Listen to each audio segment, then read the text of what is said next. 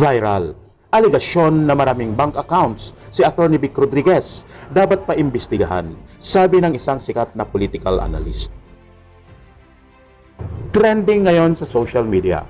Dapat paimbestigahan ni Pangulong Ferdinand Bongbong Marcos Jr. ang alegasyon tungkol sa maraming bank accounts ni former Executive Secretary Vic Rodriguez.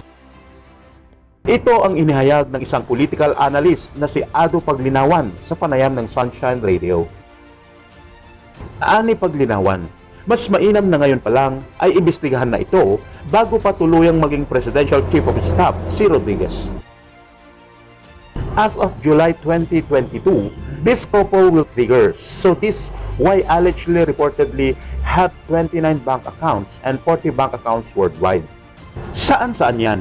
Sa Citibank Dolyar, sa Hong Kong Shanghai Bank Euros, Dubai Dirhams, Commercial Bank of Dubai. Dapat imbestigahan muna ng Pangulo ito bago niya pirmahan. Ani Paglinawan. Giit ni Paglinawan, dapat mapatunayan kaagad ang naturang aligasyon upang hindi maapektuhan ang Pangulo. Aniya pa, dapat itong magsilbing babala kay Pangulong Marcos Jr. Sinabi pa ni Paglinawan na noon pa lang ay nakita na niya kung anong klaseng tao si Rodriguez, ngunit di lang aniya siya nagsalita laban dito. Yun na nga ang motivation dito. Hindi yung ulitin yung mga megatory report yun. No. But ang pattern of corruption of power na ngayon ay nag-i-introduce ng si Ramon Tulfo na maaaring mag-aggravate into a corruption involving money, pera, nako, ay napakaaga naman para dito sa mga ganito. Dagdag pa nito. Nilinaw naman ni Paglinawan na hindi siya dilawan dahil isa siya sa sumusuporta kay Pangulong Marcos Jr. noong eleksyon. Sa inyong mga palagay mga kaibigan, dapat ba na paimbestigahan nga itong si Atty. Vic Rodriguez regarding doon sa mga bank accounts niya? Sino kaya si Atty. Rodriguez? Anong klase kayang tao ito? Siya ba talaga ay mapagkakatiwalaan ng ating Pangulong Marcos? Curious lang po ako, ano ba talaga ang plano nitong tao na to kay Pangulong Bongbong Marcos Jr.? Kayo na po ang umusga mga kaibigan. Please comment down below, i-like at i-share ang aking mga videos. Paki-subscribe na rin po ang aking channel. Maraming salamat po.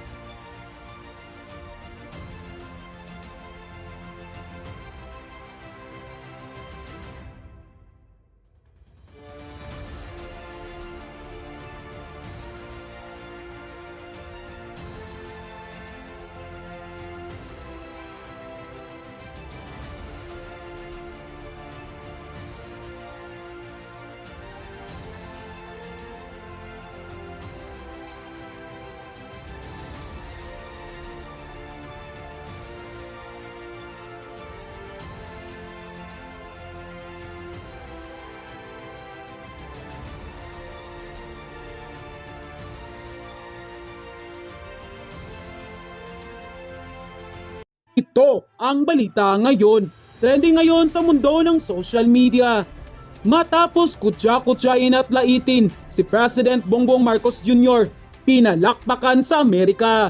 Sa kanyang naging talumpati ay hindi inaasahan ng mga galit sa kanya sa mundo ng politika na kahit iba't ibang lahi ay bilib sa kanyang talino at plano at proyektong kanyang gagawin sa mga susunod na panahon bilang siya ang 70th President of the Philippines. Sa isang harap-harapan at one-on-one interview, kaharap ang ilan pang delegate sa iba't ibang bansa.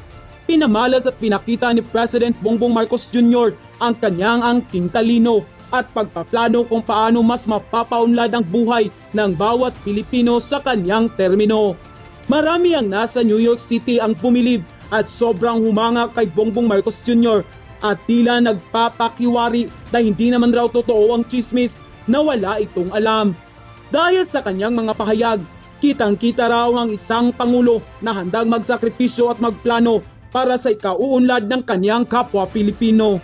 Samantala, narito naman ang komento ng mga netizen na sobrang humanga at bumilib sa one-on-one interview ng Pangulong Bongbong Marcos Jr. And the netizen posted, Pinklawan, yan bang sinasabi niyong di nakapagtapos? Walang diploma. Kumusta naman si iyong? Ganyan ba sumagot sa interview? Galing-galing talaga ng aming minamahal na presidente. Good job. He knows how to respond correctly. He is a quiet detail with his answer from the questions. I am so proud of him. Long live PBBM. The best si PBBM na naging Pangulo ng Bansang Pilipinas. World leaders and businessmen bumilig sa kanya. Kaya astig ang lahat ng tunay na Pilipino at buong mundo. Bilang isang mamayang Pilipino, we are proud of you at naniniwala po kami sa inyong kakayahan being the President and the Vice President to make our country better. End quote. Narito naman ang full video na nagtrending at pinalakpakan ng maraming netizen all over the world. Narito at panuorin ang full video. Pero bago ang lahat, kung bago pa lamang kayo sa channel na ito, ay huwag kalimutang i-click ang subscribe at notification bell para mas maging updated pa kayo lalo sa lahat pa ng bagong videos na i-upload namin. Thank you very much, Mr. President. You touched on American businesses investing in the Philippines and the opportunities to do that through public-private partnerships, the infrastructure projects you identified on the onset as well. But as we look at the population and we look at the economy, it's young, it's dynamic, it's tech-focused, it has high English language fluency, it's ripe for investment. What is your message to investors in this room, those watching us from around the world, for how to invest in this next generation of Philippine companies that one day, selfishly, we hope will come here to the New York Stock Exchange to raise capital and to grow and expand and even do more things? What is your message to them, Mr. President? Well, to achieve exactly what you were saying, at least to begin with. Yes, we certainly, when I'm asked why do you have such a bright view of the future, and my answer is always that there are 110 million Filipinos that are working towards the same goal, and that I still believe is our workforce is still our greatest asset, and it is something that we have seen succeed. First of all, with our overseas Filipino workers, but also in the development of the more sophisticated businesses that have come to the country, and highly technical, highly requiring technical proficiency, requiring good training in schools. We will still continue to try and improve the education system in terms of the technical side, the technical side of our workforce's training, and as we know, because that is becoming more and more important in the world. But the young people in the Philippines also, I suppose there is a form of institutional memory. And we still look to the United States as our partners. When we are in crisis, we look to the United States. We look to the relationship that has been forged over the many years. And I have to say that the reason that we have done that is that, for the most part, we can say that the United States has not failed us. That sentiment remains in our young men and women. That sentiment remains and will, I think, be further fostered if we are able to show some successes, at least immediately. We show some immediate successes in this partnership, and that will galvanize our young people to continue to work in that direction. That, I think, is something that will come naturally if we are able to do all of the things that we are hoping to do to transform the economy, to adjust now. We are, I believe, the youngest country in Asia, and with the graying of other countries around the region, this gives us an advantage in terms of, I suppose, the population dividend. It has been referred to before. It gives us an advantage in terms of the population dividend, and they are ready to take up the cudgels. They are ready to work for the country. They are ready to do what needs to be done to bring the country forward. And I feel confident in saying that, because in the last election, it was the young people who drove forward the idea that we must continue to invest in our young people. We must continue to train them properly. We must continue to make them competitive anywhere in the world, but most hopefully in the Philippines with our partners and with our allies. Well, thank you very much, Mr. President. It is clear you have a plan, you have an opportunity, And I know I speak for many business leaders and investors in this room that they leave today not only with a renewed sense of optimism, but a further enhanced and strengthened sense of optimism about the opportunities in the Philippines. And on behalf of the New York Stock Exchange, we are thrilled to play our small little part today in providing a platform for you and your country to deliver that message. And there's no better platform than the Bell, which is the most highly viewed news event in the world on a given day. Similar to what Mr. Aboitis mentioned, we are all thrilled to be here. As when we were talking before coming out here, I said, well, of course we're familiar with the New York Stock Exchange and the Bell and that most important balcony in the world.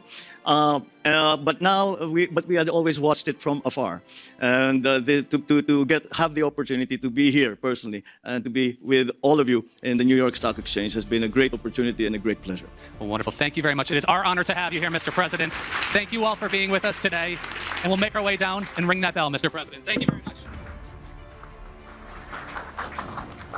At yun na nga mga kababayan, ano na ang masasabi mo? Kung mayroon kayong hinaing at komento tungkol sa video na ito, please comment down below. Pag-uusapan natin yan sa comment section.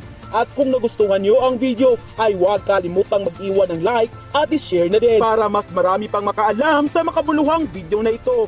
Maraming salamat.